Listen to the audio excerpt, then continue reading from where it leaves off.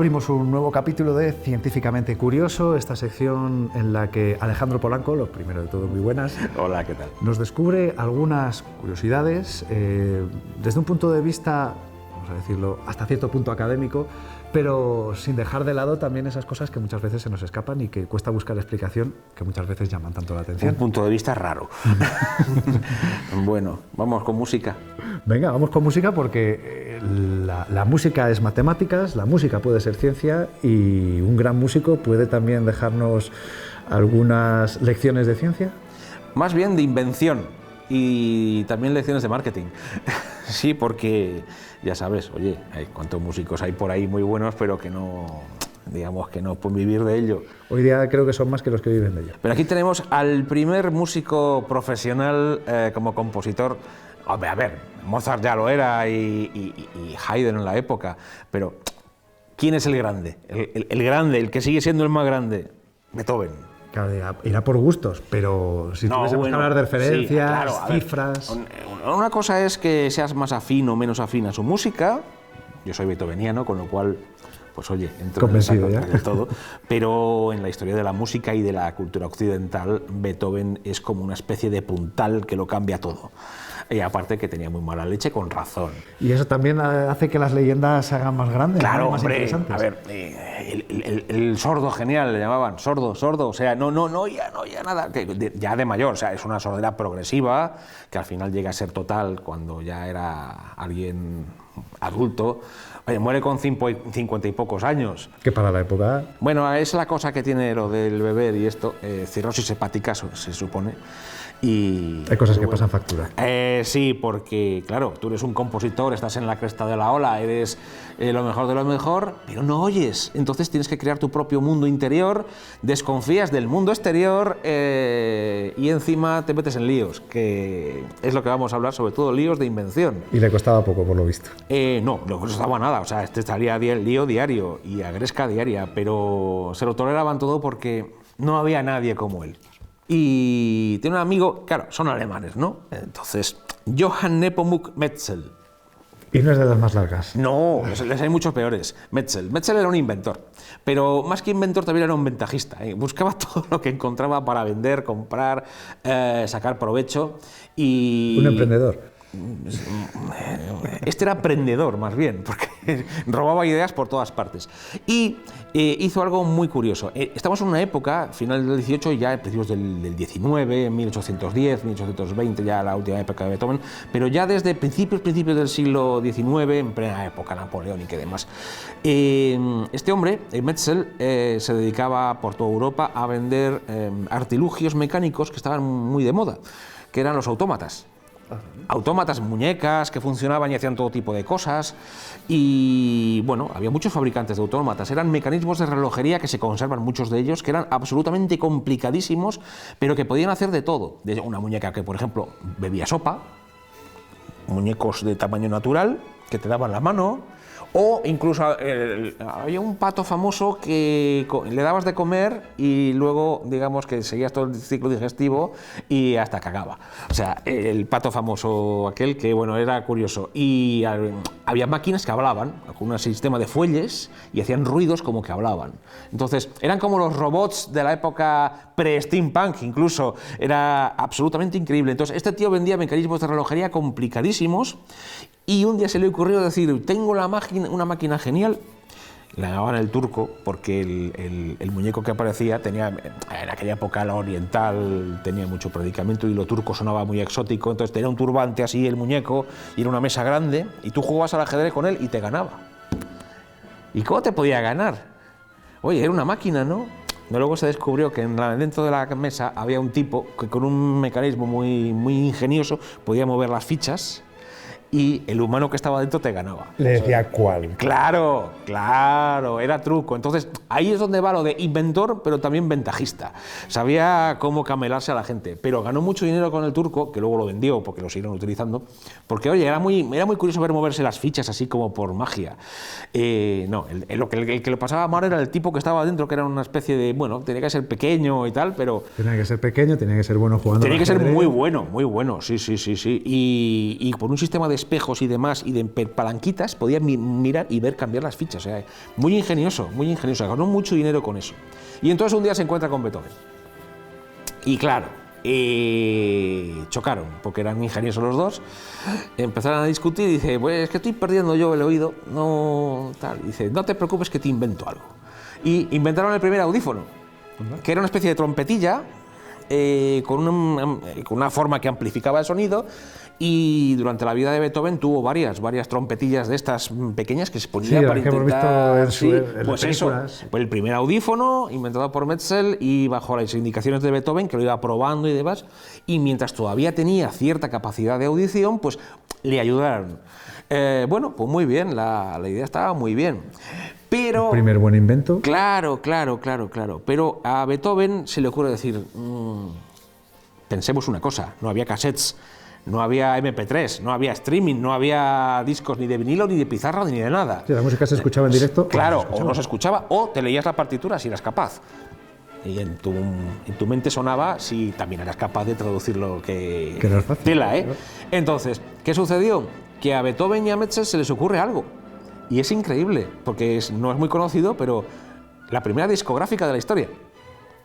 La grabación de la voz humana y del sonido se consigue mucho después, entre los 1840 y 1850, en unas primeras máquinas que grababan en papel el surco, por ejemplo, de la voz humana. Un ejemplo de esa máquina se ha recuperado hace unos pocos años, y aquellas grabaciones nunca se podían volver a reproducir, pero se han vuelto a reproducir ahora, en el siglo XXI, pasando el gráfico por ordenador, y hemos vuelto a escuchar, por ejemplo, la voz de aquellos inventores. Pero en la época de Beethoven no tenían eso, tenían los autómatas, que eran como pianolas o como máquinas como de organillero, que eran una especie de cartuchos o discos con perforaciones o con resaltes que marcaban cada nota de una partitura. Pero es que, claro, a Metzel y a Beethoven se les ocurrió vender discos, vender ese tipo de partituras, que ya te digo, ya se estaban vendiendo, pero con una máquina especial.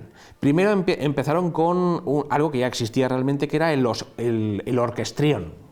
El orquestrión era como un tocadiscos, pero para ricos. Tenía el tamaño de un armario gigantesco. Pues la gente que tenía una casa de campo o un palacete o demás que tenía en su salón, pues compraban un orquestión que valía una pasta. Y en el orquestión, ¿qué sucedía? Tenías la sección de viento, viento metal, tenías percusión, tenías cuerdas, porque dentro había pequeños sistemas de cuerdas como violines, violonchelos y demás, que sonaban de verdad. Y percusión, pues con cajas acústicas, campanillas, triángulos, demás, y la sección de viento eran pequeños fuelles con remedos como que fueran, yo qué sé, el oboe, el clarinete. Y sonaba bastante decente. De hecho, todavía... Que no sería comparable con la sonoridad, pero para la época y lo que suponía... Pero claro, tú invitas en una fiesta de estas de la alta sociedad a tus amigos y tal, en un baile, y ponías una composición en el orquestión, y era como que tenías una orquesta allí sonando, sin altavoces ni nada. O sea, sonaba como una orquesta de verdad, porque era todo mecánico, todo físico, todo analógico.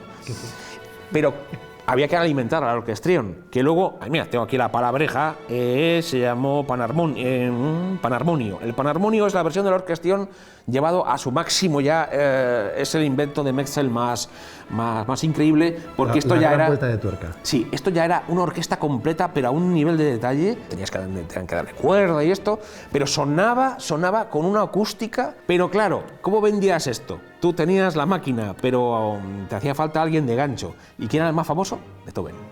Y entonces firmaron un contrato. Y una de sus composiciones de la época de Beethoven, que estaba dedicada a Wellington, en la batalla por la época napoleónica, que era una partitura muy curiosa, porque además mezcla efectos especiales como de disparos y demás, le cede a Metzel los derechos. Entonces, por cada disco de cobre con la partitura impresa que luego metían en la máquina y sonaba, como que era realmente una orquesta, en toda Europa, Beethoven cobraba derechos por cada reproducción. Vale, muy bien. Eso no suena, ¿no? O sea, sí, claro, ya... pues ahí inventaron ya todo el sistema de marketing. Entonces, Metzel empieza a vender máquinas de estas entre toda la nobleza, entre los grandes burgueses, la gente que tenía dinero. Bueno, vendió montones. Y ya te digo, eran gigantescos como armarios y sonaban muy bien. y venían con el disco de Beethoven. Claro, eso iba. Había ese disco de Beethoven con esa pieza. Y luego había más, pero claro, había marchas, valses, cosas de bailes de salón. Pero el gancho es que, joder, tengo un disco que es exclusiva, que solamente se puede escuchar aquí con esta máquina. Pero sucedió algo, y es que Beethoven se entera porque le mandan cartas y le llegan comentarios de personas que están encantadísimos con el invento. Dice, es como tenerte ahí. Digo, bueno, a ver, ya no tanto será, pero... Y claro, le llegan luego el extracto del número de reproducciones y no le cuadra. Con lo cual, Beethoven, que tenía muy mala leche, pero con razón, demandó a Metzel porque le estaba esquilmando, le estaba robando derechos de autor. Pues dice, oye, a ver, hay muchas más reproducciones de las que me has puesto tú. Y sí, resulta que le estaba bajando el nivel de... Si, por ejemplo, había 5.000 reproducciones este mes, pues le había puesto 1.000. Y claro, el otro no lo gastaba. Y, claro, saca. Claro. Esto no son algunas discográficas, ¿no? Esto es muy siglo XX. No, está todo inventado. Está todo inventado. Entonces, claro, ahí nació el verdadero negocio de las discográficas, aunque luego tardó casi otro siglo en explotar. Pero oye, que yo por cada disco que se ponga, yo tengo que cobrar. Curioso, no era por cada disco vendido, era por cada reproducción, lo cual tiene su aquel. Claro, ahora también hasta cierto punto lo que se contabilizan, sobre todo en plataformas, son las reproducciones. Claro. Entonces, es como un arco, porque ahora mismo se han cumplido 200 años exactos del estreno de la novena sinfonía de Beethoven, que es la obra que lo cambió todo, una sinfonía coral, que tiene una estructura que hasta entonces no se había visto y que luego todo el mundo ha utilizado de una forma u otra como referente. Bueno, pues 200 años después seguimos con el mismo lío de reproducciones, con el streaming y demás. Pues esto es que sería con robots mecánicos lo mismo y con discos de cobre y tal. Bueno, al final llegaron a un acuerdo, le pagó lo que le debía y para volverse a llevar bien con Beethoven le inventa algo que es genial, que es el metrónomo. Metzel inventa el metrónomo, el sistema también un pequeño robotito, porque a fin de cuentas es un sistema de relojería que permite ajustar tiempos para tus composiciones, para las ejecuciones y demás.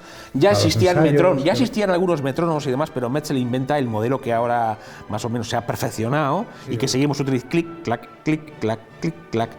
Y es curioso porque algún compositor también contemporáneo ha hecho partituras como música para metrónomo, o sea, simplemente con varios metrónomos digamos ajustados a diferentes tempos y cada uno clic, clac, clac, y hace música. Pues bueno, Metzel le inventa eso a Beethoven, se lo entrega, dice...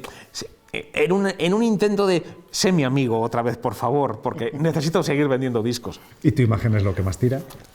Y dijo, pues mira, esto mola, vale. Le dio la mano, firmaron otro acuerdo y así hasta que ya Beethoven muere y luego pues siguen los inventos, siguen los discos vendiéndose por allí y este es el origen real de lo que es la industria del disco, igual el streaming entre comillas y el metrónomo y los audífonos, todos los inventos de Beethoven 200 años después de el estreno de la novena, la grande, la coral. Para cuando se habla en la música de que está todo inventado, no solo a la hora de crear el contenido, sino a la hora de desarrollar y vender el continente y todo lo que va asociado. Porque era convertir la música en un negocio ya, porque hasta entonces los compositores, pues la mayor parte, casi todos prácticamente vivían de un mecenas. Un mecenas, yo qué sé, la familia Esterházy era muy conocida y demás. Haydn vivió toda su vida en una placidez total porque se dedicaba a lo suyo allá en un palacio y componía a su libre albedrío, pero porque le pagaban las obras una familia, de nobles.